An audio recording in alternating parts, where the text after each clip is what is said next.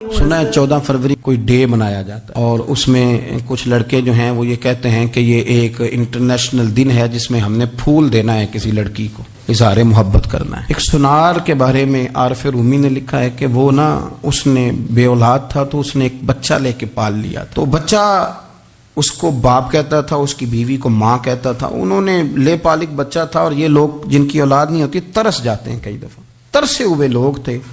बच्चे को ले लिया, पाला, वो बच्चे ने भी हद कर दी फर्मा बरदारी की।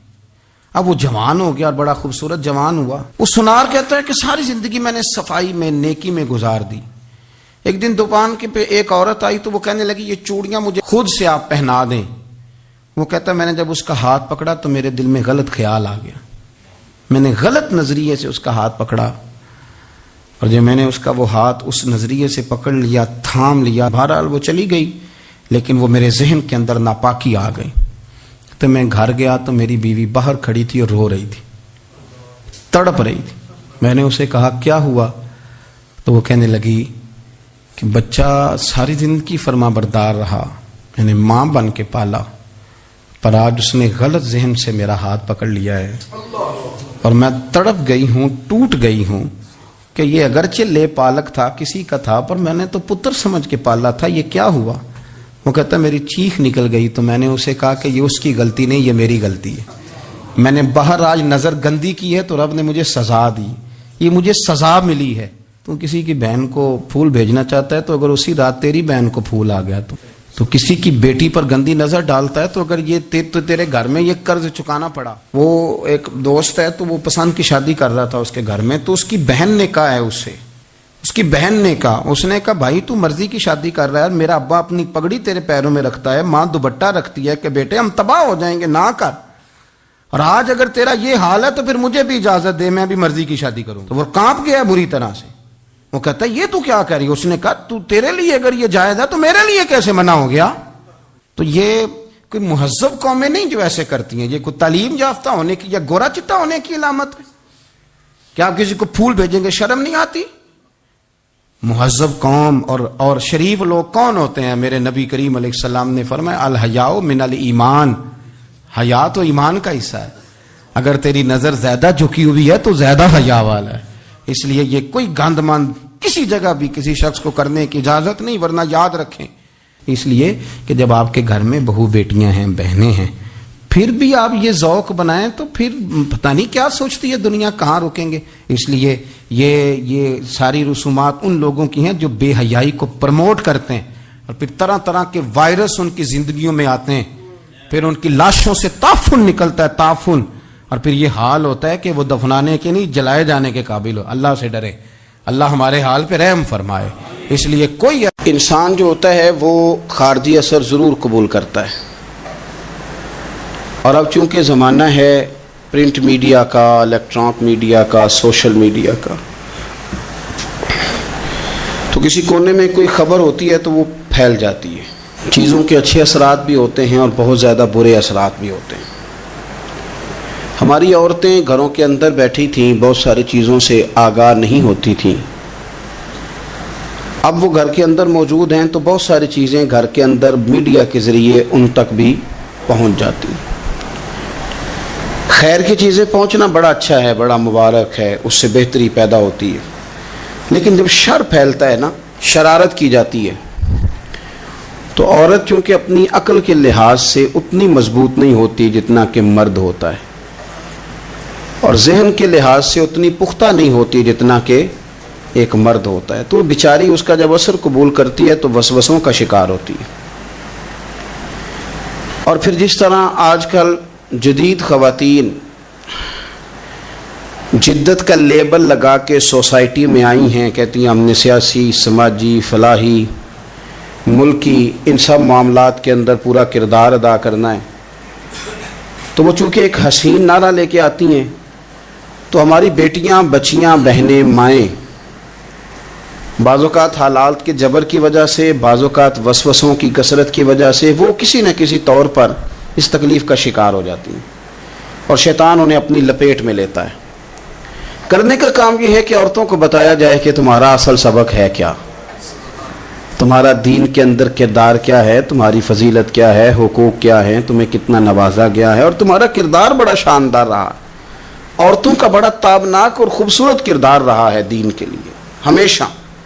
بلکہ جتنے لوگ دین کے لیے تیار ہوئے، عالم ہوں، مجاہد ہوں، غازی ہوں، استاد ہوں، حافظ ہوں، ان سب کو تیار کرنے والی مائیں ہیں، اور وہ پوری جد و جہد کے ساتھ بھیجتی، تیار کرتی، محنت کرتی۔ انہوں نے ان کی تیاری میں بھی اور آبیاری میں بھی خوب کردار ادا کیا۔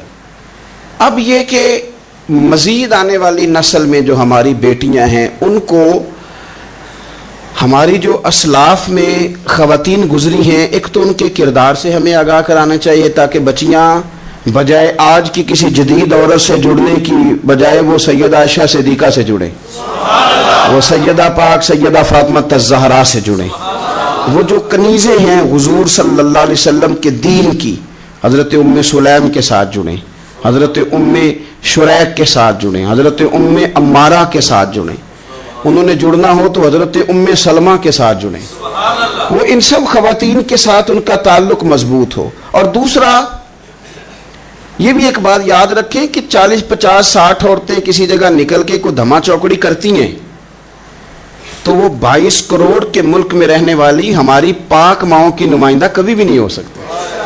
اس لیے دنیا ان کا چہرہ دیکھ کے، بلکہ ان کا مکروہ چہرہ دیکھ کے، ہمارے گھروں میں حیا کا پردہ پہن کے بیٹھنے والی عورتوں کو اس پر کبھی بھی وہ قیاس نہ کریں۔ الحمدللہ آج بھی مائیں پاک دودھ پلاتی ہیں تو رسول اللہ کا نام جپنے والے بیٹے پیدا ہوتے ہیں۔ تو اس لیے کوئی ایسی مایوسی، کوئی ایسی کمزوری، کوئی یہ نمائندہ نہیں ہے۔ یہ تو چونکہ دنیا میں ہمارے ہاں ہوتا یہ ہے کہ کوئی بندہ کوئی فضول بات کرتا ہے تو میڈیا اس کو کوریج زیادہ دیتا ہے، تو لوگ سمجھتے ہیں پتہ نہیں کیا ہو گیا۔ ایسی کوئی بات نہیں ہے، یہ تو چند لوگ ہیں، وظیفہ خار ہیں، خریدے ہوئے لوگ ہیں، اور ان کو جان بوجھ کے لا کے یہاں مسلط کیا جاتا ہے، معاذ اللہ پاکستان کی شکل دکھانے میں کچھ اپنے اس میں ملوث ہوتے ہیں تاکہ ایک بگڑی ہوئی صورت لوگوں کے سامنے پیش کی جائے۔ یہ وطن ہے داتا علی اجویری کا اور بابا فرید الدین مسعود گنج شکر کا، یہ اللہ والوں کا وطن ہے، یہ حضرت محدث اعظم پاکستان کا وطن ہے۔ اس کے اندر اس طرح کے لوگ کس طرح پنپ سکتے ہیں؟ کوئی ان کا وجود نہیں۔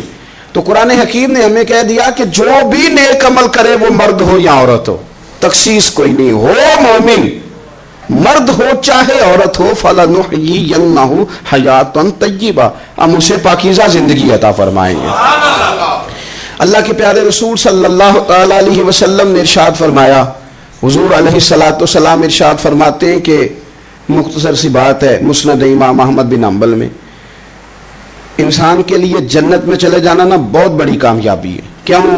اس لیے کہ اللہ کا دیدار بھی جنت میں اور مدینے والے محبوب کا قرب بھی جنت میں نصیب ہوگا۔ رسول کائنات علیہ السلام کے قرب میں بھی جگہ وہی جنت میں ملے گی، وہیں سب اللہ والوں کی زیارت ہے، وہیں سب کے لیے انعامات ہے، وہیں سب کا بسیرا ہے۔ قرآن مجید نے کہا اصحاب الجنتی هم الفائزون، اصحاب الجنتی هم الفائزون، یہ جو جنتی ہیں یہ کامیاب لوگ ہیں۔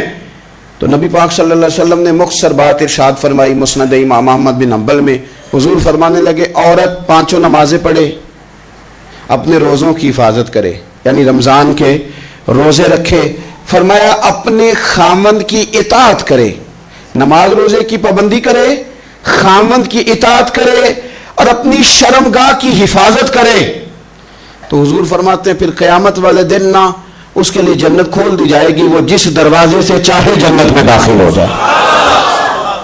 پھر کھول دیا اللہ تعالیٰ نے اس کے لیے۔ 2 ہی باتیں، ایک یہ کہ نماز روزے کا خیال کرے، خامد کی اطاعت کرے، شرمگاہ کی حفاظت کرے، تو جنت کے جس دروازے سے وہ چاہے گی نا اس کو داخلہ دے دیا جائے گا۔ تو عورتوں نے بڑے مضبوط ایمان کا مظاہرہ کیا ہے، مضبوط ایمان کا۔ پہلی مثال دیتا ہوں جناب ہاجرہ کی۔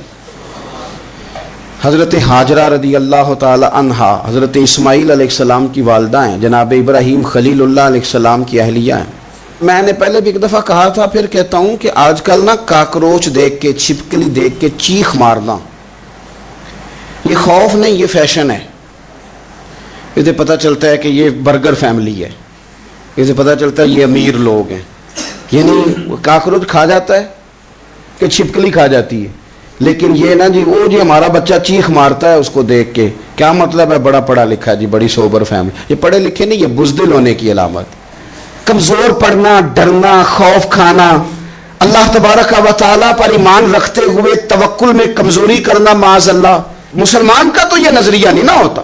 اور مسلمان عورتوں کا ہر وقت رونا کہ نصیب پتہ نہیں کیسے ہوں گے، پتہ نہیں کیا بنے گا، میرا تو کچھ بان ہی نہیں رہا. جب بات کرنا رو کے کرنا، جب سنانا دکھ ہی سنانا. یہی حال ماں کا ہے، یہی بہن کا ہے، یہی بیٹی کا ہے، الا ماشاءاللہ کچھ اچھی بھی ہے. تو اس قدر زیادہ کمزور نظریات مسلمان عورتوں کے نہیں ہوتے. اور پھر ساری زندگی اگر یاد کرنا ہے تو دکھ یاد کرنا ہے، سکھ نہیں یاد کرنا.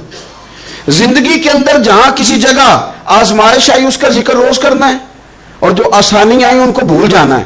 حضرت ہاجرہ کو جناب ابراہیم خلیل اللہ علیہ السلام چھوٹا سا بیٹا دے کے وادی غیر ذی زرعین میں چھوڑ آئے. اتنی سی کھجوریں، ایک مشکیزہ پانی کا. اس خاتون کو وہاں کھڑا کیا، دور دور تک آبادی کوئی نہیں، جنگل کا سما ہے، پرندے تک آ کے نہیں چہکتے، کوئی چیز نہیں دنیا کی.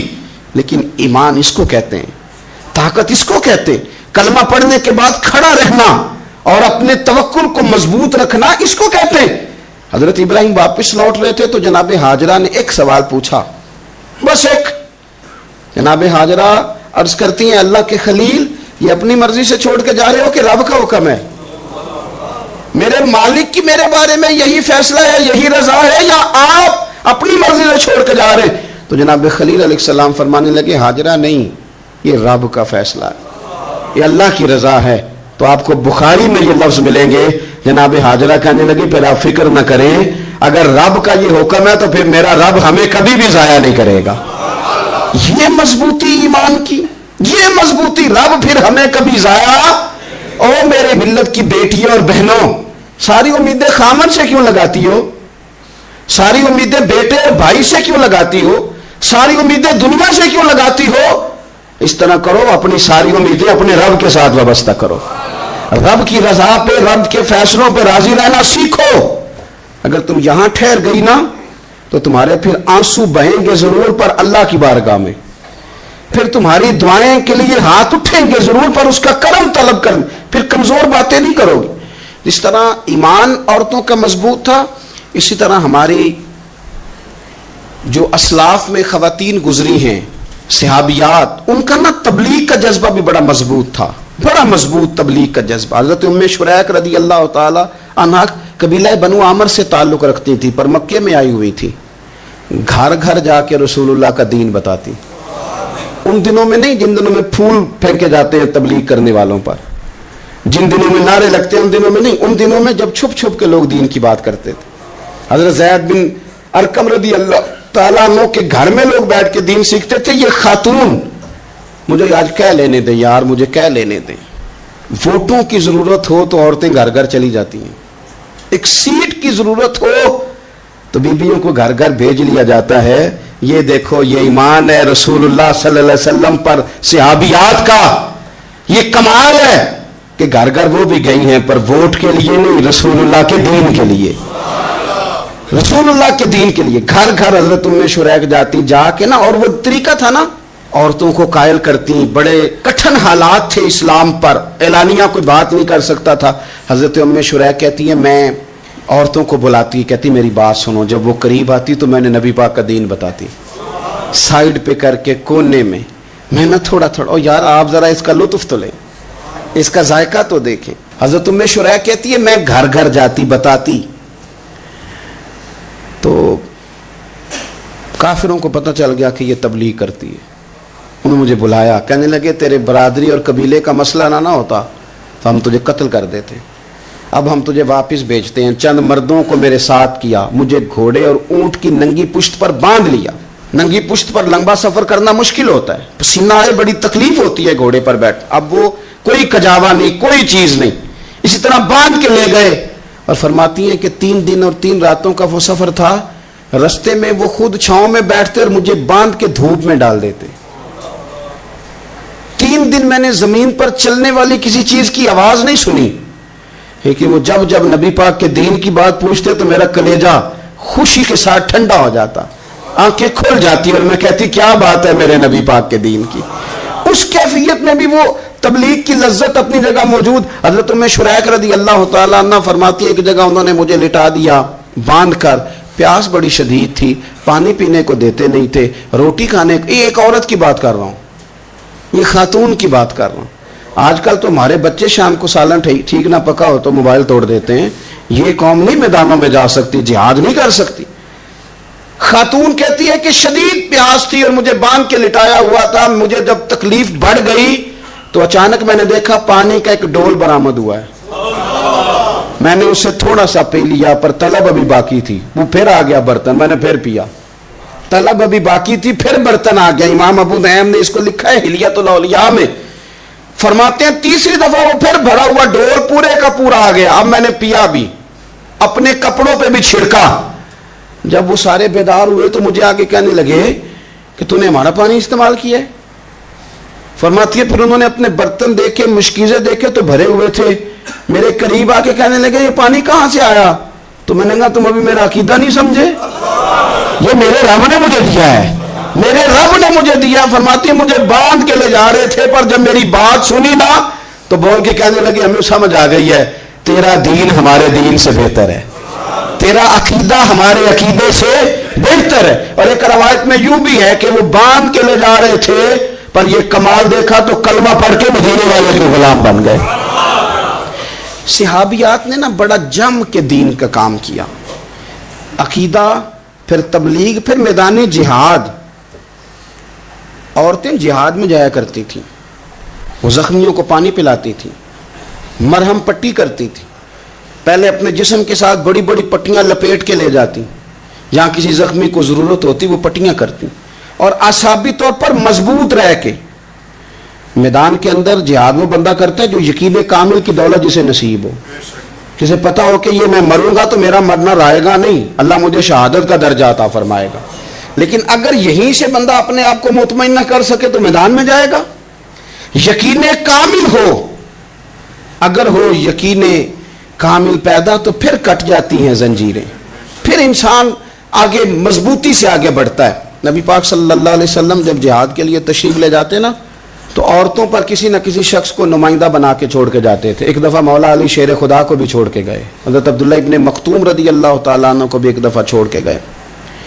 ایک موقع پر نا حضور نے عورتوں کو ایک جگہ پہ چھوڑا پیچھے, تو وہ قلعہ تھا حضرت حسان بن ثابت رضی اللہ تعالیٰ عنہ, بڑا مضبوط قلعہ تھا. اس قلعے کے اندر خواتین ساری محفوظ کر کے ان کو وہاں بٹھا دیا گیا. حضور جہاد کے لیے چلے گئے. اب وہاں قلعے میں عورتوں کو اس لیے رکھا گیا تھا کہ یہاں یہودی بھی ہیں, تو ایسا نہ ہو کہ ہم باہر لڑیں تو وہ اندر سے کوئی شرارت کر دیں, لہذا عورتیں محفوظ رہیں. حضرت حسان بن ثابت رضی اللہ تعالیٰ عنہ کی ڈیوٹی تھی تلوار لے کے حفاظت کرنے کی, تو ایک یہودی آ گیا. وہ اب ٹو کرنے لگا, تجسس کرنے لگا کہ یہاں عورتیں ہیں تو کوئی مرد بھی ہے کہ نہیں, دائیں بائیں دیکھنے لگا. حضرت صفیہ رضی اللہ تعالیٰ عنہ نے توجہ کی, اور جناب حسان بن ثابت سے کہنے لے 1 منٹ لگا اس کی گردن مار دے, ایسا نہ ہو کہ یہ جا کے بتا دے, گردن اڑا دے. حضرت حسان بن ثابت ذرا تھوڑی کوشش کرنے لگے, ارادہ کرنے لگے, آگے بڑھنے لگے, تو ابھی وہ تیاری میں ہی تھے تو حضرت صفیہ رضی اللہ تعالیٰ عنہ خود نکلی پیچھے سے ہو کے, ذرا سا ایک ستون کے پیچھے چھپی, ہاتھ میں بڑا سا ڈنڈا پکڑا. وہ آپ کے قریب سے گزرنے لگا. تو یہ خاتون کی بات کر رہا ہوں, خاتون کی. کسی مرد کی ضرورت ہے عورت کو تنگ کر جائے؟ شرط یہ ہے کہ عورت کے اندر بھی تو غیرت ایمانی ہو نا, اس کے اندر بھی تو وہ قوت ہو نا. ایسا نہ ہو کہ وہ کمزور پڑ جائے. ہاتھ کے اندر ڈنڈا تھا, جب وہ یہودی پاس سے گزرنے لگا تو اللہ اکبر کہہ کے بی بی نے اتنے زور سے مارا ڈنڈا, حضور کی پپھو نے ایک ہی ڈنڈا کھایا اور وہ زمین پہ ڈھیر ہو گیا. حضرت صفیہ نکلی اور جناب حسان بن ثابت سے کہنے لگی مجھے آتی ہے شرم, کیونکہ جب کسی کو مار دیا جائے تو اس کا مال مال غنیمت ہے نا کافر کا, اب اس کی زرہ اتارنی ہے, اس کی تلوار لینی ہے. فرمایا مجھے شرم آتی ہے, وہ مرد ہے, اس طرح کرو مار میں نے دیا, سامان تم اتار کے لے آؤ. یہ قوت تھی مسلمان عورتوں کے اندر, یہ شوق تھا, یہ جذبہ تھا. ہمارے ہاں نا روز روز کی کمزوریاں, عورتوں کا روز آنسو بہانا, اور جہاں بھی سنانا دکھ ہی سنانا. اس نے انہیں کمزور کر دیا ہے. آپ کے ذہن پہ چیزیں سوار ہو جاتی ہیں نا. تو یہ جو مرد زیادہ رہتے ہیں نا عورتوں کے ساتھ، زیادہ وقت گزارتے ہیں، زیادہ داستانیں سنتے ہیں، ان میں وہ ساری چیزیں پیدا ہو جاتی ہیں. آپ نے ناراض نہیں ہونا، میں دعوے سے کہتا ہوں کہ جو جوان اپنی اماں کے اور ابا کے شکوے کرنے لگ جاتا ہے نا، اس نے 1.5 گھنٹہ باتیں سنی ہیں بی بی کی. ایسے مفت میں نہیں شکوے کر رہا، اس نے ہلکا ہلکا کہیں جی بھی کیا ہے. تو تب یہ ساری کہانیوں نے جنم لیا. آپ جس کی صحبت میں بیٹھیں گے اس کا کچھ نہ کچھ اثر ہے. بلکہ عارف رومی تو کہتے ہیں کہ شیر کے بچے کو بکریوں میں چھوڑ دو، بکری بن جائے گا. شیر کے بچے کو بکریوں میں چھوڑو، وہ بکری ہے. اس لیے کہ شیروں کی صحبت بندے کو شیر بناتی ہے. تو جب بیٹھنا ہی نہیں ہے، باتیں ہی سارا دن یہ والی سننی ہے، ہر وقت رہنا ہی اسی داستان میں، پھر کمزور باتیں، پھر اپنے ماضی کے دکھ، پھر پتہ نہیں کیا. آپ نے ناراض نہیں ہونا. میں بعض جوانوں کی باتیں سن کے میرا دل کرتا ہے کہ اسے کہوں یار تو کیا بات کر رہا ہے، اپنا قد دیکھ، تو اپنی عمر دیکھ، رب نے تجھے مرد بنایا ہے، تو کمال آدمی ہے، تو کھڑا ہو. اگر اس طرح امت مسلمہ کے نوجوان رہیں گے تو میدانوں میں کس سے نکلنا؟ بات بات پہ رو جانا، بات بات پہ سہم جانا. حالات کے سہمے ہوئے لوگوں کو بتا دو حالات بدل جاتے ہیں، ایک جیسے نہیں رہتے. آپ کی طبیعت میں دلیری اور وقار ہونا چاہیے. حضرت اسماء بنت ابی بکر صدیق، حضرت صدیق اکبر رضی اللہ تعالی عنہ کی وہ صاحبزادی ہیں جو حضرت عائشہ کی بڑی ہمشیرہ ہیں. رات کو غار ثور میں مرد جاتے ڈرتے ہیں، آج بھی ڈرتے ہیں. اور جناب اسماء نبی پاک کی روٹی لے کے جایا کرتی تھی. پھر اللہ نے ان کو بیٹا دیا، حضرت عبداللہ بن زبیر. یہ حضور کی پھپھی کے نواسے ہیں. حضرت زبیر بن عوام عشرہ مبشرہ صحابی ہیں، ان کے بیٹے ہیں. اور یہ وہ خوش بخت جوان ہے جس کو گٹی نبی پاک نے اپنے لعاب دہن سے عطا فرمائی. یزیدی فوجوں کے خلاف امام حسین کے بعد جو آدمی باقاعدہ مرتب فوج کے ساتھ میدان میں آئے وہ حضرت عبداللہ ابن زبیر ہیں. مرتب کر کے اپنا لشکر لے کے نکلے. حضرت اسماء بوڑھی ہو گئی تھی، 90 سال عمر تھی، نظر نہیں آتا تھا. حضرت عبداللہ ابن زبیر جب لڑے یزیدی فوجوں کے خلاف تو کچھ ساتھی شہید ہو گئے، کچھ کے قدم پیچھے ہٹ گئے. حضرت عبداللہ ابن زبیر ماں کے پاس آئے اور ماں سے آ کے کہتے ہیں اماں میرے کچھ ساتھی کمزور پڑ گئے، کچھ شہید ہو گئے، اور یہ بڑے سخت لوگوں کی فوج سے ہمارا مقابلہ ہے. تو اس وقت تیرے ساتھ کوئی خدمت گزار نہیں، میں تیرا اکیلا سہارا ہوں. ماں تو بتا میں کیا کروں، آگے جاؤں کہ واپس مڑوں؟ نابینا ہیں حضرت اسماء، عمر ہے 90 سال. بیٹے کی پشت پہ ہاتھ رکھ کے کہتی ہیں پتر پہلے یہ بتا کہ تو حق پہ ہے کہ نہیں، تو حق پہ ہے کہ نہیں. ان ماں کی گود میں اسلام پلا کرتا تھا، حق پہ ہے کہ نہیں. تو حضرت عبداللہ ابن زبیر کہنے لگے اماں میں حق میں ہوں. تو حضرت اسماء کہنے لگی پتر پھر میدان میں جا، اور میرا پتر ایک میرے ساتھ وعدہ کر، کوئی بھی تیر پشت پہ نہ کھانا، سارے سینے پہ کھا کے آنا. حضرت عبداللہ ابن زبیر عرض کرنے لگے اماں یہ بڑے ظالم قسم کے دشمن ہیں، یہ آنکھیں نکال دیتے ہیں، ہونٹ کاٹ دیتے ہیں، جسم کے ٹکڑے ٹکڑے کرتے، تو سہ لے گی؟ کیا جواب ہے، کیا طاقت ہے، کیا ہمت ہے. حضرت اسماء فرمانے لگی پتر بکرے کو نہ صرف ذبح ہوتے وقت تکلیف ہوتی ہے، کھال اترتے وقت کوئی تکلیف نہیں ہوتی. جا میرا بیٹا میدان میں. حضرت عبداللہ ابن زبیر شہید کر دیے گئے. ان کی لاش مبارک مکہ مکرمہ کے چوک میں جنت المعلا کے پاس لٹکا دی گئی. حجاج بن یوسف نے حضرت اسماء کو بلایا اور بلا کے کہنے لگا تجھے پتہ ہے تیرا بیٹا لٹکا ہوا ہے؟ فرمانے لگی ہاں مجھے پتہ ہے، یہ بچپن سے ہی شاہ سوار ہے، یہ گھوڑوں پہ رہنا ہی پسند کرتا تھا. اور پھر کیا جملہ کہا. حجاج کے لوگ کہتے ہیں یہ فوجوں میں اور تلواروں کی جھنکار میں کبھی نہیں کانپا تھا، پر حضرت اسماء جو نابینا ہیں ان کے جملوں نے نرزہ طاری کر دیا. فرمانے لگی حجاج میرا پتر لٹک گیا ہے، کہیں تیرے آگے جھکا تو نہیں نا؟ لٹک ہی گیا ہے، جھکا تو نہیں میرا پتر؟ 14 دن تک لٹکے رہے، لاش مبارک لٹکی رہی، لیکن حضور کا لعاب دہن تھا نا.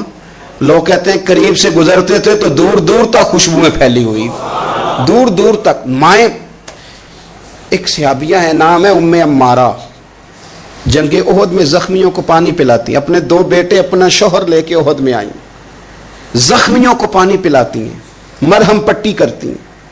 اچانک جنگ کا پاسا پلٹ گیا. وہ درے پہ جو لوگ حضور نے مقرر کیے تھے وہ غلط فہمی کی وجہ سے درہ چھوڑ گئے، حالات اور ہو گئے. عجیب سا ماحول ہو گیا. پھر یہ بھی افواہ پھیلا دی گئی کہ معاذ اللہ حضور شہید کر دیے گئے. لوگوں کے حوصلے بڑے اور رنگ اختیار کرنے لگے. حضور کے گرد تھوڑے سے لوگ رہ گئے. او میرے بھائیوں، او ملت کی بیٹیوں بہنوں، یہ ہے تمہارا انداز دین کی خدمت میں. یہ خواتین کا انداز ہوتا ہے. حضرت ام عمارہ پہلے زخمیوں کی مرہم پٹی کرتی تھی، اب سارا کچھ پھینک دیا، تلوار لی اور جا کے نا حضور کے گرد کھڑی ہو گئی. کہنے لگی آئے نا کون آتا ہے میرے کریم کے پاس، آ کے دکھائے نا کوئی. اسا کیتی جان حوالے رب دے، ایسا عشق کمایا ہے اسی مرن تو اگے ہی مر گیا باہو، اسا تا مطلب نو پایا ہے. آ کے کھڑی ہو گئی. حضور فرماتے ہیں میں دائیں دیکھتا تھا تو ام عمارہ ہوتی تھی، میں بائیں دیکھتا تھا تو ام عمارہ ہوتی تھی، آگے دیکھتا تھا تو ام عمارہ، پیچھے ام عمارہ. حضور فرمانے لگے تو بہت سارے لوگوں سے سبقت لے گئی ہے، تو بڑے سارے لوگوں سے آگے نکل گئی ہے. ان کو زخم لگ رہے ہیں، تیر آ رہے ہیں، پر خاتون ہو کے ڈٹی ہوئی ہیں. رسول اللہ صلی اللہ علیہ وسلم کے سامنے کھڑی حضور پر آنے والے تیر اپنے وجود پہ لیتی ہیں. او میرے عزیز، رسول پاک علیہ السلام نے فرمایا تجھے رب نے بڑا حوصلہ دیا ہے. اتنا گہرا زخم بازو میں آیا کہ غار بن گئی، غار. اللہ کے پیارے محبوب نے نظر کرم فرمائی. حضور نے فرمایا کچھ مانگ لے. کہنے لگی سونیا اگر میری خدمت قبول ہے تو دعا کر دیں اللہ قیامت کے دن بھی آپ سے دور نہ کرے، رب دور نہ کرے. حضور نے دعا کر دی، اے اللہ اس کو اور اس کے خاندان کو قیامت میں بھی میری رفاقت دینا. حضور کی دعا سنی تو باہر نکلی، فرمانے لگی لوگوں لو پھر میں نے اپنا مقصد پا لیا ہے، میں کامیاب ہو گئی ہوں. اب دنیا کی کوئی مصیبت بھی میرے اوپر آئے تو مجھے کوئی پرواہ نہیں، اس لیے کہ مدینے والے نے یہاں بھی کرم فرما دیا ہے، وہاں بھی کرم فرما دیا ہے. یہ طاقتیں تھیں ان خواتین کے. ایک تابعی بزرگ تھے حضرت ابو عبد الرحمن فروغ صاحب تاریخ بغداد نے لکھا ہے وہ جہاد پہ چلے گئے. 30,000 دینار اپنی بیوی کو جاتے دفعہ دے گئے. کہنے لگے لو پاس رکھ لو. اور بیٹا بھی ماں کی گود میں ہی تھا. کچھ نے لکھا پیدا ہو چکے تھے، کچھ کا کہنا ہے کہ ان کے جانے کے 1-2 ماہ بعد بیٹے کی ولادت ہوئی. اور بیٹے کا نام کیا ہے؟ ربیہ بن ابو عبد الرحمن. اور یہ بیٹے وہ ہیں جو حضرت امام مالک جیسے لوگوں کے استاد ہیں. حضرت حسن بصری جیسے لوگوں نے ان سے پڑھا. خود جہاد پہ چلے گئے. آج تو فوجیوں کی نوکری ہے نا جی، ان کا یہ نظام ہے کہ وہ جاتے ہیں، انہیں تنخواہ ملتی ہے، چھٹی پہ آتے ہیں. اس زمانے میں یہ تھا کہ مال غنیمت سے حصہ ملتا تھا. اور فتوحات کا یہ طریقہ تھا کہ یہ علاقہ فتح ہوا تو آگے چلے گئے، وہ فتح ہوا تو آگے چلے گئے، وہ فتح ہوا تو آگے چلے گئے. کسی نے لوٹنا ہے تو پابندی نہیں تھی، لوٹ سکتا ہے.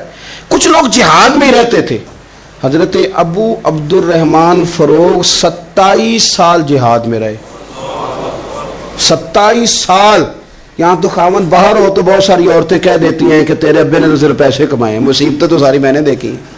معاذ اللہ بعض جگہ، سب نہیں لیکن بعض جگہ کہہ دیتی ہیں کہ وقت تے سارے میں کیتے.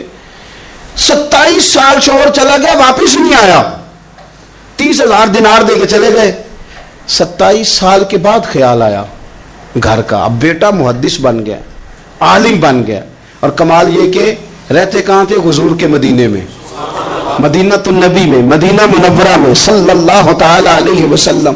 اور ان کے صاحبزادے حضرت ربیہ یہ مسجد نبی میں، حضور کی مسجد میں بیٹھ کے نبی پاک کی حدیث پڑھایا کرتے. آئے گھر، دروازے پہ دستک دی. صاحبزادے نے دروازہ کھولا. نہ باپ بیٹے کو پہچانتا ہے، نہ بیٹا باپ کو. جناب ابو عبد الرحمن اندر داخل ہونے لگے تو صاحبزادے نے کہا بوڑھے میاں میرے گھر میں بغیر اجازت کے کیوں داخل ہو رہے ہیں؟ تو وہ کہنے لگے تو بتا، تو نے میرے گھر پہ قبضہ کیوں کر رکھا ہے؟ اب جب بات زیادہ بڑھ گئی تو دونوں جانب سے لوگ جمع ہو گئے. شور اٹھا تو اندر سے والدہ نے سنا. پردہ سرکا کے دیکھا کہ میرے شوہر آ گئے 27 سال کے بعد. 27 سال کے بعد. تو آپ اپنے صاحبزادے سے کہنے لگی بیٹا ان کو اندر آنے جو تمہارے والد ہیں. بڑا روئے باپ بیٹا، بڑا روئے.